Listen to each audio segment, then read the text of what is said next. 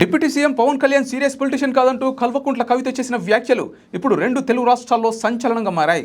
ఒక పాడ్కాస్ట్లో మాట్లాడుతూ ఆమె పవన్ కళ్యాణ్పై తీవ్ర వ్యాఖ్యలు చేశారు. పవన్ కళ్యాణ్ సీరియస్ పొలిటీషియన్ కాదని, దురదృష్టవశాత్తు ఆయన డిప్యూటీ సీఎం అయ్యారని, చెగువేరా ఆదర్శాలు నచ్చిన వ్యక్తి ఇప్పుడు రైటిస్టు ఎలా అయ్యారు అంటూ ఘాటు వ్యాఖ్యలు చేశారు. ఆయన చేసే ప్రకటనలు ఒకదానికొకటి విరుద్ధంగా ఉంటాయి. మరోవైపు హిందీ భాషపై పవన్ మాటలకు కూడా ఆమె కౌంటర్ ఇచ్చారు. ఈ కామెంట్స్ రెండు తెలుగు రాష్ట్రాల్లో హాట్ టాపిక్గా మారాయి. అసలు కవిత ఇలాంటి స్టేట్మెంట్లు ఎందుకు ఇచ్చింది, పవన్ కళ్యాణ్పై ఇంతలా విరుచుకుపడ్డానికి గల కారణాలు ఏమై ఉంటాయి అనేది ఆసక్తికరంగా మారింది. ఇప్పుడు ఈ వ్యాఖ్యల నేపథ్యంలో కవితపై జన సైనికులు ఫైర్ అవుతున్నారు. పవన్ను కించపరిచేలా, ఆయన స్థాయిని తగ్గించేలా కవిత మాట్లాడారంటూ తీవ్ర స్థాయిలో విరుచుకుపడుతున్నారు. సోషల్ మీడియా వేదికగా కవితను ఓ రేంజ్లో ఉత్తికారేస్తున్నారు. ఢిల్లీ లిక్కర్ స్కామ్లో కవిత అరెస్ట్ అయినప్పటి వీడియోలను బయటకు తీసి వైరల్ చేస్తున్నారు. సీరియస్ పొలిటీషియన్ అంటే ఇలా స్కామ్స్ చేసి అరెస్ట్ కావడం కావచ్చు అంటూ సెటైర్లు వేస్తూ సోషల్ మీడియాలో తెగ ట్రోల్ చేస్తున్నారు. కవిత చేసిన స్కామ్ వల్లే ఇక్కడ బీఆర్ఎస్, అక్కడ ఆమ్ ఆద్మీ పార్టీ రెండు అధికారిని కోల్పోయారని చెప్తున్నారు. తీవ్ర దుమారం రేపుతున్న ఈ సందర్భంలో ఈ వ్యాఖ్యల ఉద్దేశం ఏంటో తెలుసుకునే ప్రయత్నం చేద్దాం. ఫోన్ లైన్లో ప్రముఖ రాజకీయ విశ్లేషకులు ముఖేష్ సామల్ గారు అందుబాటులో ఉన్నారు. ముఖేష్ గారు, చెప్పండి, కవిత చేసిన కామెంట్స్ని ఎలా చూస్తారు? ఆమె చేసినటువంటి కామెంట్స్ లో మెయిన్ ఏంటి అని అంటే, సీరియస్ పొలిటీషియన్ పవన్ కళ్యాణ్ అని చేశారు. అసలు సీరియస్ పొలిటీషియన్ అనే దానికి డెఫినేషన్ ఏంటో చెప్పగలగాలి. సీరియస్ పొలిటీషియన్ అని అంటే తన తల్లిదండ్రులు వారసత్వ రూపంగా రాజకీయాల్లోకి వచ్చి ఉండాలన్నా, ఇంకొకట లేకపోతే మీరు ఇంతకు ముందు చెప్పినట్టు ఏదైనా స్కామ్ లో ఇంకొకటి చేసి ఉండాలన్నా, దానికి డెఫినేషన్ అదే అనేది కూడా ఆమె క్లారిటీ ఇవ్వాల్సి ఉండే. ఇంకొక విషయం, పవన్ కళ్యాణ్ గారి దగ్గరికి వచ్చేసరికి తను ఈ రోజు ఓవర్ నైట్ గా ఎమ్మెల్యే అయితే కాలేదు, డిప్యూటీ సీఎం అయితే కాలేదు. తన అన్న ప్రజారాజ్యం పార్టీ పెట్టినప్పుడు కూడా యువరాజ్యం అని చెప్పి పెట్టి యూత్ ని మొబిలైజ్ చేయడం, కొంచెం పొలిటికల్ గా వాళ్ళకి అవేర్నెస్ తీసుకురావడంలో ముందున్నాడు. సరే, తన ఐడియాలజికల్ డిఫరెన్సెస్ ఉండొచ్చు కాక మనకు కూడా, అది మనం పరిగణలోకి తీసుకోవాల్సినటువంటి అంశం కాదు. అంటే ఇంకొక మాట కూడా అన్నది ఆమె, అన్ఫార్చునేట్ గా డిప్యూటీ సీఎం అయ్యారు అని చెప్పేసి. అట్లా అన్ఫార్చునేట్ గా ఎవరు గారండి. ఒక అవకాశం ప్రజలు కల్పిస్తారు ప్రజాస్వామ్య వ్యవస్థలో. అవునండి. టీఎంఏ వ్యక్తి ప్రధానమంత్రి అయినప్పుడు పవర్ స్టార్ అన్నట్టు ఆయన డిప్యూటీ సీఎం కావడంలో పెద్ద అచీవ్మెంట్ ఏం కాదు నా దృష్టిలో. ఇంకొకటి ఏంది అని అంటే, చెగువీర ఐడియాలజీ పట్టుకొని మళ్ళీ ఇప్పుడు ఏదో మతతత్వవాదులకు అది చేస్తా ఉన్నాడు, ఈజ్ నాట్ చికాన్ టు ఈజ్ ఐడియాలజీ సంథింగ్ ఏదో మాట్లాడినట్టున్నారు. అయితే ఇక్కడ నేను ఒకటి గుర్తు చేయదలుచుకున్నాను, నేను అంత పెద్దగా డిగ్ చేయదలుచుకోలే విషయాన్ని. కానీ ఎంఎన్ రాయ్ అనే అతను ఎక్స్ట్రీమ్ రైటిస్ట్. తను పరివర్తనలో భాగంగా, తన పొలిటికల్ ఫిలాసఫీలో భాగంగా తను రాడికల్ హ్యూమనిస్ట్ గా చేంజ్ అయ్యాడు.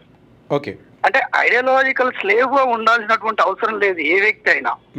రాజకీయాలలో కొన్ని బేసిక్ గా చెప్పాలంటే, పాలిటిక్స్ అనేవి ఎప్పుడు స్టాటిక్ గా ఉండవు, డైనమిక్ గా ఉంటుంది. అందులో భాగంగా ఎత్తుకు పై ఎత్తులు, కొన్ని రకాల పొత్తులు ఇవన్నీ ఉంటాయి. ఎందుకు చెప్తా ఉన్నాను ఈ విషయం అంటే, ఇదే చంద్రబాబు నాయుడు గారు పోయినసారి తను సీఎం గా ఉన్నటువంటి సందర్భంలో విపరీతంగా బీజేపీని వ్యతిరేకించాడు. ఇప్పుడు అదే కూటమితోని ప్రభుత్వాన్ని ఏర్పాటు చేశాడు కదా. Politics is somewhat different from ideological thinking అని. అంటే ఇప్పుడు ఈ పరిస్థితుల్లో ఆమె ఈ వ్యాఖ్యలు చేయడంలో ఉద్దేశం ఏమై ఉండొచ్చు? ఏమో, తన ఉనికికి ఏమైనా ప్రమాదం కలుగుతుందా అనే క్వశ్చన్ కూడా ఒకసారి చూసుకోవాలి. ఎందుకు అని అంటే, నేను కూడా పొలిటికల్ డొమైన్ లో ఉన్నాను అని చెప్పుకోవడానికి తను గత కొన్ని రోజులుగా, ముఖ్యంగా జైలు నుంచి బయటకు వచ్చిన తర్వాత తీసుకుంటున్నటువంటి కార్యక్రమాలు చూస్తే, క్లోజ్డ్ డోర్ మీటింగ్స్ కానీ, బయటికి వెళ్తే కానీ, తెలంగాణలో ఏదైతే బీసీ వాదం అనే ఒక మూమెంట్ స్టార్ట్ అయిన తర్వాత బీసీలకు ప్రతినిధిని నేనే అని చెప్పుకునే విధంగా కొన్ని ప్రోగ్రామ్ చేస్తా ఉన్నారు. దాన్ని బీసీలు ఎట్లా యాక్సెప్ట్ చేస్తారు, ఎంతవరకు తీసుకుంటారు అనేది పక్కకు పెడితే అవన్నీ కొంచెం ఆర్టిఫిషియల్ ప్రోగ్రామ్స్ లాగానే అనిపిస్తా ఉన్నాయి. ఇంకొక ముఖ్య విషయం ఏంటి అంటే, ఖచ్చితంగా ఎన్డీఏ కూటమిలో భాగంగా Pawan Kalyan, Janasena, TDP party, BJP party పొత్తులో భాగంగానే నెక్స్ట్ ఇక్కడ పోటీ చేయబోతా ఉన్నది తెలంగాణలో. అంటే వాళ్ళు పోటీ చేస్తారనే భయంతోనే ఇప్పుడు కవిత గారు ఈ మాటలు మాట్లాడారంటారా? అఫ్ కోర్స్, మీకు పొలిటికల్ డొమైన్ లో మాట్లాడుకుంటే బీఆర్ఎస్ పార్టీకి కొరకరాని కొయ్యగా మారబోతున్నది ఎన్డీఏ కూటమినే, కాంగ్రెస్ కంటే ఎక్కువ. ఒక్కసారి వాళ్ళు ఇక్కడ ఆ పొత్తుల అంశాలు కనుక ఒకసారి డిక్లేర్ చేశారనుకోండి, ముఖ్యంగా ఆంధ్రప్రదేశ్ కంటే ముందు 1 year బిఫోరే ఇక్కడ ఎలక్షన్స్ వస్తాయి కాబట్టి పవన్ కళ్యాణ్ ఇక్కడనే పాగా వేస్తాడు, చంద్రబాబు ఇక్కడనే పాగా వేస్తాడు, షా మోడీ ఇక్కడనే పాగా వేస్తాడు. బీఆర్ఎస్ పార్టీని ఉక్కిరి విక్కిరి చేసేటటువంటి అవకాశం కూడా ఉంటా ఉన్నది. ఇంకొకటి ఇక్కడ ఇంకో డొమైన్ ఏంటి అంటే, మీకు బీజేపీ ఈసారి కూడా పూర్తిగా ప్రాంతీయ పార్టీల మీద ఆధారపడి అధికారంలోకి వచ్చింది. అఫ్ కోర్స్ దాని అధికారం అనేది వెంటిలేషన్ మీద ఉంది అని కూడా మనం మాట్లాడుకోవచ్చు. నెక్స్ట్ పూర్తిగా ఒక ప్రాంతీయ పార్టీల మీదనే ఆధారపడితే తప్ప దానికి భవిష్యత్తు లేనటువంటి స్థితికి వచ్చింది. కాబట్టి రేపు ఇక్కడ బీఆర్ఎస్, బీజేపీ, జనసేన, టీడీపీ కలిసి పోటీ చేసినా ఆశ్చర్యపోనవసరం లేదు. ఎందుకంటే వీళ్ళు కాంగ్రెస్ ని అటాక్ చేయాలి కాబట్టి. అంటే బీఆర్ఎస్ కూడా వాళ్ళతో కలిసిపోతుందంటారా ఇండియా కూటమితో? కలవచ్చు, పొలిటికల్ గా ఏదైనా జరగవచ్చు. మరి ఏదైనా జరగవచ్చు అనుకున్నప్పుడు ఈ రోజు పవన్ కళ్యాణ్ మీద ఇంత కాంట్రవర్సీ కామెంట్స్ ఎందుకు చేసిందంటారు? ఈ రోజు ఉన్నటువంటి స్థితిలో భాగంగా, ఈ రోజు ఉన్నటువంటి భయంలో భాగంగా చేసి ఉంటది. ఎందుకంటే దాన్ని బీజేపీ పార్టీ అనేది లిక్కర్ స్కామ్ లో ఈడీ కేసులో ఇరికించింది కాబట్టి, తను బీజేపీతో జత కట్టాడు కాబట్టి శత్రువుకు మిత్రుడు ఈమెకు శత్రువు అయినట్టు అక్కడ నచ్చకపోయి ఉండొచ్చు. రేపు కలవాల్సినటువంటి సందర్భం వస్తే కలిసి పోటీ చేసే అవకాశాలు ఎక్కువగా ఉంటాయి. ఎందుకనంటే ప్రాంతీయ పార్టీల ఉనికి అనేది కొంచెం ఒక రకంగా ప్రమాదకరంగా మారుతా ఉన్నది. ఒక రకంగా జాతీయ పార్టీలు కూడా ప్రాంతీయ పార్టీలను ఆసరగా చేసుకుని కేంద్రంలో ప్రభుత్వాన్ని ఏర్పాటు చేసే పరిస్థితులు ఉన్నాయి. కాబట్టి రేపు ఇక్కడ బీజేపీకి కూడా ఇక్కడ ఏంది అని అంటే, బీజేపీకి మేజర్ శత్రువు ఎవరు? కాంగ్రెస్ ని పడగొట్టాలి అని అంటే ఈ మీరన్నటువంటి టీడీపీ, జనసేనను కూడా ఒప్పించగలిగేటటువంటి శక్తియుక్తులు కూడా మోడీ గారికి ఉంటాయి, కేసీఆర్ గారికి ఉంటాయి. వీళ్ళకు పెద్దగా అంటే నా పర్స్పెక్టివ్ లో ఏంది అని అంటే, బీజేపీకి, బీఆర్ఎస్ కి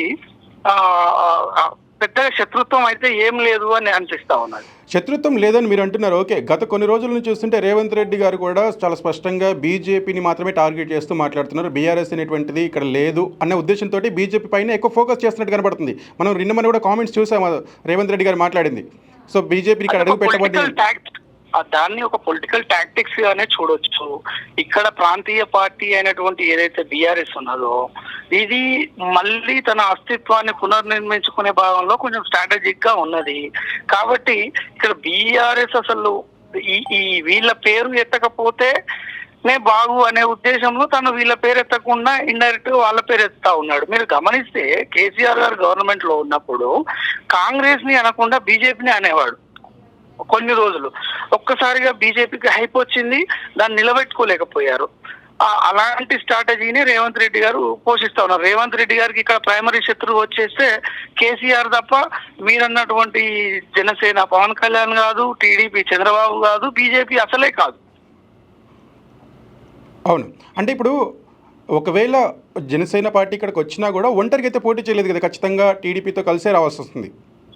అంటే ఇప్పుడు ఇక్కడ తెలంగాణ ప్రజలు ఏ రకంగా దాన్ని యాక్సెప్ట్ చేస్తారు? ఇప్పుడు ఆల్రెడీ కాంగ్రెస్ పార్టీ ఉంది, బీఆర్ఎస్ పార్టీ ఉంది, బీజేపీ కూడా ఉంది.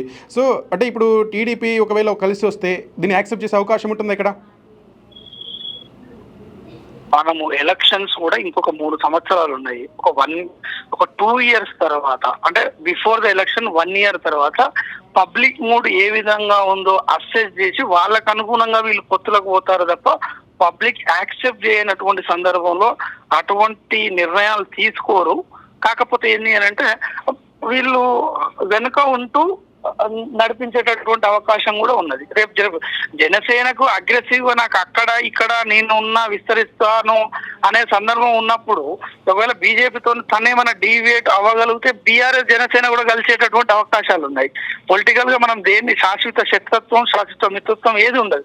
ఆ రోజు ఉన్నటువంటి స్థాన్ ని బట్టి, ఆ రోజు ఉన్నటువంటి పరిస్థితులను బట్టి మాట్లాడతారే తప్ప ఈ రోజు తనని తిట్టిండనో లేకపోతే ఇంకొకటి అని చెప్పే రేపు వాళ్ళతో మిత్రత్వం కలుపుకోరు అనడానికి ఏముండదు. అంటే కవిత గారు గతంలో కూడా పవన్ కళ్యాణ్ మీద కామెంట్ చేసినట్టు మనం చూసాం, ఇప్పుడు కూడా చేస్తూ ఉన్నారు. అసలు మీరు కలిసే అవకాశం ఉందన్నప్పుడు ఇలాంటి కాంట్రవర్సీ కామెంట్స్ ఎందుకు చేస్తున్నట్టున్నారు? అలా ఏముండదండి. మీరు పక్కన మనం కర్ణాటక తీసుకుంటే జేడిఎస్ ఏదైతే ఉన్నదో అది కూడా బీజేపీని అత్యంత వ్యతిరేకించింది. తర్వాత అందులో విలీనమైనటువంటి సందర్భాలు కూడా చూసినాం. కాబట్టి పొలిటికల్ మనము సిస్టమ్ లో ఎట్లా ఉంటది అని అంటే వాళ్ళు ఆ సందర్భాన్ని బట్టే పొత్తులకు వెళ్తారు. ఇప్పుడు తాత్కాలికంగా ఒకవేళ వాళ్ళతో మిత్రత్వం చేస్తే ఏదన్నా లాభం జరుగుతుందా, శత్రుత్వం చేస్తే లాభం జరుగుతుందా అనేది చూస్తారు. ముఖ్యంగా పవన్ కళ్యాణ్ ని శత్రువుగా మాట్లాడినప్పుడు ఇక్కడ ఉన్నటువంటి తెలంగాణ అస్తిత్వవాదులే అనుకోవచ్చు, ప్రాంతీయవాదులే అనుకోవచ్చు, వీళ్ళ మద్దతు ఆమెకు దొరుకుతుందనే ఉద్దేశం, ఆ లాభ నష్టాలు బేరీ చేసుకునే మాట్లాడతారు తప్ప మనం అనుకున్నట్టు వాళ్ళు వీళ్ళకు కోపం, వీళ్ళు వాళ్ళకు కోపం, అదే పాలెల పంచాయతీలకు ఏమి ఉండదండి. అంటే ఇప్పుడు పవన్ కళ్యాణ్ మీద చేసినటువంటి కామెంట్స్ వల్ల ఇప్పుడు బీఆర్ఎస్ పార్టీకి లాభం జరుగుతుందంటారా? అఫ్ కోర్స్ అంటే ఏ రకంగా జరిగేటటువంటి అవకాశాలే ఉంటాయి. ఎందుకు అనంటే ఇదే తెలంగాణ అస్తిత్వాన్ని తను ఎప్పుడు క్యారీ చేసేటటువంటి పార్టీ ఏదైతే ఉందో అది బీఆర్ఎస్ అని వీళ్ళు క్లైమ్ చేసుకునేటటువంటి భాగంలో మాట్లాడి ఉండొచ్చు కాక పవన్ కళ్యాణ్ ఎప్పుడైనా నేను తెలంగాణ వస్తే 7 రోజులు అన్నం తినలేదు, 8 రోజులు అన్నం తినలేదు, ఏదో స్టేట్మెంట్ చేశారు. కాబట్టి తనను వ్యతిరేకించడం వల్ల మా పార్టీ కేవలం తెలంగాణ కోసమే మాట్లాడుతుంది అన్నప్పుడు ఈ ఐడియాలజీ ఉన్న వాళ్ళని మొత్తం ఒకే ఘాటిన కట్టుకోవడానికి, తన వెంట నడిపించుకోవడానికి ఉన్నటువంటి రాజకీయ పరమైనటువంటి ఎత్తుగడే తప్ప వేరే ఏం లేదు. అంత సీరియస్ గా తీసుకోవాల్సినటువంటి అంశం కూడా కాదనేది నా ఉద్దేశం. ఇప్పుడు మొదటి నుండి కూడా బీఆర్ఎస్ పార్టీ తెలంగాణ సెంటిమెంట్ ని గట్టిగానే వాడుకుంటూ వస్తుంది. ఇప్పుడు ఒకవేళ మీరన్నట్టుగా జనసేన, టీడీపీ, బీజేపీ కలిసి వచ్చినప్పుడు వాటితో కలిసి బీఆర్ఎస్ ఇక్కడ పోటీ చేస్తున్న కాన్సెప్ట్లో తెలంగాణ సెంటిమెంట్ బలంగా ఉన్నప్పుడు అది పోతుంది కదా. తెలంగాణ సెంటిమెంట్ ఉన్నప్పుడు తెలంగాణ అభివృద్ధికి ఎట్లా ఉంటది అని అంటే, తెలంగాణ అభివృద్ధిలో భాగంగా ఇప్పుడు మనకు ప్రధాన శత్రువు కాంగ్రెస్ గా చూపించేటటువంటి అవకాశాలు కూడా ఉంటాయి కదా, మనం దాన్ని కూడా తక్కువ చేయలేము మేడం. అవును. ఇటువంటి క్యాలిక్యులేషన్ వచ్చినప్పుడు అంటే వాళ్ళు ఎప్పుడైనా రాజకీయ పార్టీలు ఎట్లా ఉంటాయి అని అంటే, వాళ్లకు ఓటు బ్యాంకు, అవకాశవాద రాజకీయాలు, ప్రజల మనస్తత్వాలు వాటికి అనుకూలంగానే మాట్లాడతారు తప్ప వీళ్లకు స్పెసిఫిక్ గా సిద్ధాంతాలకు కట్టుబడి లేకపోతే వాళ్ళ వాదాలకు కట్టుబడి ఉన్నటువంటి పార్టీలు అయితే మనం ఇప్పుడు భారతదేశంలో చూడము కూడా. ఎందుకు అని అంటే ఇదే బీజేపీ పార్టీ, మనం మాట్లాడుకున్నటువంటి బీజేపీ పార్టీ, పాత బీజేపీ పార్టీ వేరు, మోడీ బీజేపీ పార్టీ వేరు. ఇప్పుడు మనం తెలంగాణలో మాట్లాడుకున్నటువంటి కాంగ్రెస్ పార్టీకి వచ్చేస్తే ఒరిజినల్ కాంగ్రెస్ పార్టీ వేరు, రేవంత్ రెడ్డి కాంగ్రెస్ పార్టీ వేరు.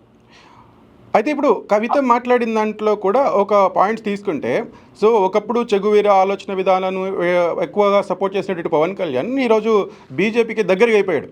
అంటే కంప్లీట్గా విరుద్ధమైనటువంటి భావజాలంతో ఉన్నట్టుగా తెలుస్తూ ఉంది. సో దీన్ని మనం ఎట్లా చూడొచ్చు? దీన్ని నేను ఇంతకుముందు చెప్పాను కదండి, ఎంఎన్ రాయ్ లాంటి వ్యక్తులు ఎక్స్ట్రీమ్ రైటిస్ట్ ఏదైతే ఉన్నాడో రాడికల్ హ్యూమనిస్ట్ గా, లెఫ్టిస్ట్ గా రూపాంతరం చెందిండో, అంటే తనకి పాలిటిక్స్ తో అవసరం లేకుండొచ్చు కాక ఇప్పుడు ఇతని అస్తిత్వము ఇవన్నీ ఇంపార్టెంట్ కదా. తన అన్న పార్టీ పెట్టినప్పుడు కూడా ఫెయిల్యూర్ అయ్యాడు, తను పార్టీ పెట్టాడు, స్ట్రగుల్ చేస్తా ఉన్నాడు. ఇప్పుడు ఒక అవకాశం ఉన్నది. అప్పుడు ఉన్నటువంటి జగన్మోహన్ రెడ్డి ప్రభుత్వం మీద విపరీతమైనటువంటి వ్యతిరేకత ఉన్నది. అలాంటి సందర్భంలో ఇద్దరు కలిసి పోటీ చేస్తే లాభం జరుగుతుంది ఇద్దరికి తప్ప, ఒక్కరు విడిపోయినా జగన్మోహన్ రెడ్డి గెలిచేటటువంటి అవకాశాలు ఎక్కువ ఉన్నాయి. కాబట్టి తప్పని పరిస్థితుల్లో అక్కడ పొత్తు పెట్టుకొని గెలవాల్సి వచ్చింది. లేదు ఒంటరిగా పోతానంటే తనకు ఎమ్మెల్యే సీటు కూడా సుదూర స్వప్నమే. ఎందుకంటే అంతకుముందు సార్ 2 దగ్గర పోటీ చేసి ఓడిపోయాడు కదా. ఈ సీట్ల క్యాలిక్యులేషన్, ఓట్ల క్యాలిక్యులేషనే ఉంటది పొత్తుల విషయంలో తప్ప ఈ ఐడియాలజికల్ క్యాలిక్యులేషన్స్ అనేది చాలా తక్కువ ఉంటది. ఎందుకు అంటే వీళ్ళకు ఉన్నటువంటి ఫాలోవర్స్ ని వీళ్ళకు అనుగుణంగా వాళ్ళు స్టేట్మెంట్ ఇచ్చుకోగలుగుతారు, వాళ్ళ మనసులు మార్చుకోగలుగుతారు. ఓకే ముఖేష్ గారు, థ్యాంక్ యూ. ఇదే అంశంపై మాట్లాడడానికి తెలంగాణ జనసేన రాష్ట్ర నాయకులు నేమూరు శంకర్ గారు అందుబాటులో ఉన్నారు. చెప్పండి శంకర్ గారు, ఎలా అనిపిస్తుంది ఇప్పుడు ఈ విషయాన్ని చూస్తే? ఈ విషయం తీసుకుంటే బ్రదర్, ఎందుకంటే రాజకీయాలు ఈ రకంగా అయితాయని మనం ఊహించలేము.